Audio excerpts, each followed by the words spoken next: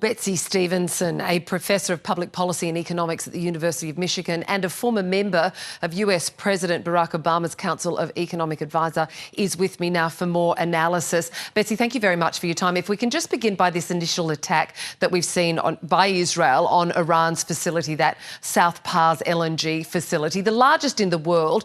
Can you give me and my viewers a little bit of an understanding of its scale and just how much gas is produced there? Yeah, so as you said, it's one of the largest producers in the world. And I think to think about this from, natural gas is something that doesn't travel very far. But this is where 79% of Iran's total generation of power comes from natural gas. So this is really hitting the ability for Iran to keep the lights on, really both metaphorically and quite literally. So this is really taking out a major supply of energy for Iran and for the region. Okay, so the majority of that oil, that gas there is fed into Iran. So then why is this having an impact so dramatically on the price of oil? It's a great question.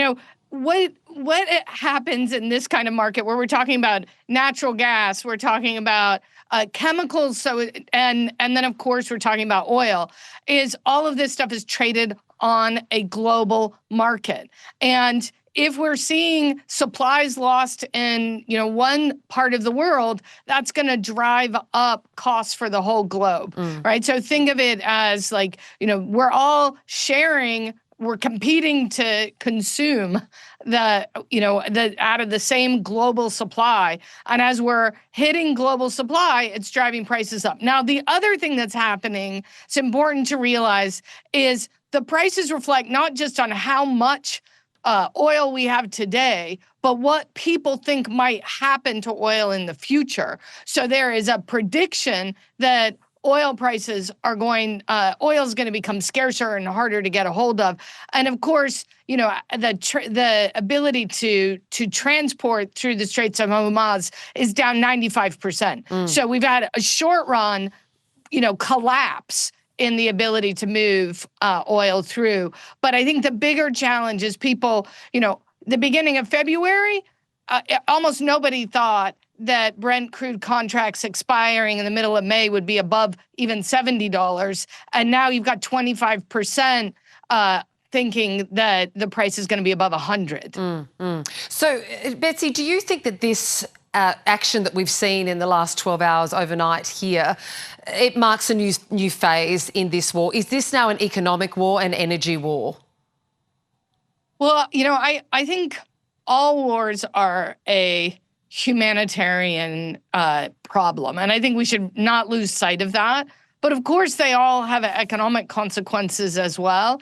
And one method of war is to instill maximum economic pain.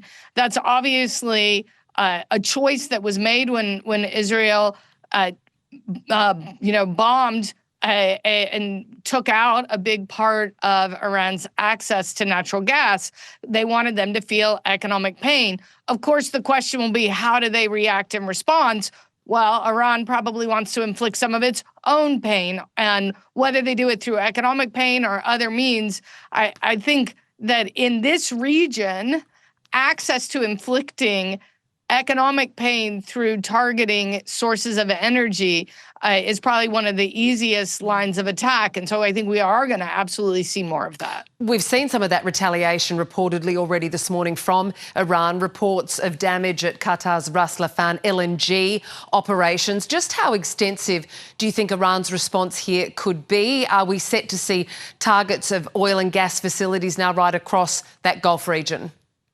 Well, this isn't an economic question. This is like a military might question. And so I'm not really equipped to answer, how effective can Iran be? How effective will the U.S. defense be, Israeli defense be? I think that's the big question here and why there's so much uncertainty right now.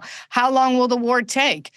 Even when the war first started, if you looked at prediction markets, many people thought it would be over in just a few days. And now what we see is 30% of people in prediction markets think this war is going to be ongoing after June 30th. So that's, I think, why we're going to see ongoing economic pain. Is I think this war is not going to end very quickly. And I think people are coming to the realization that it's going to last longer than just a few days. And that's starting to get priced into the market. But I don't think the worst outcomes have been fully priced in. So as we see more attacks, expect to see that show up in stock market declines and oil price increases. Well, we've seen the Dow Jones being off quite substantially overnight, which is going to have implications here for our open today. But just finally, Betsey, if I can ask you from a US foreign policy perspective, how does what we've seen overnight change the strategy that we might see from Donald Trump and the administration here? I think the best way to describe it is that this administration uses a strategy of being completely unpredictable. And so I can't predict what they're going to do, and they think that's a strategy. In a different type of strategy would have been to have been clearer about what their goals were at the beginning and what they were trying to accomplish. And then we'd be able to look at an attack like this and then read how that might change it. What I can tell you is President Trump doesn't like to lose. He doesn't like to look bad.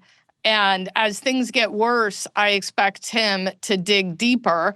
Although I will remind you on economic policy, every time things started to get really bad, he has reversed course. And so if his foreign policy looks like his economic policy, we might see him reverse course any day now.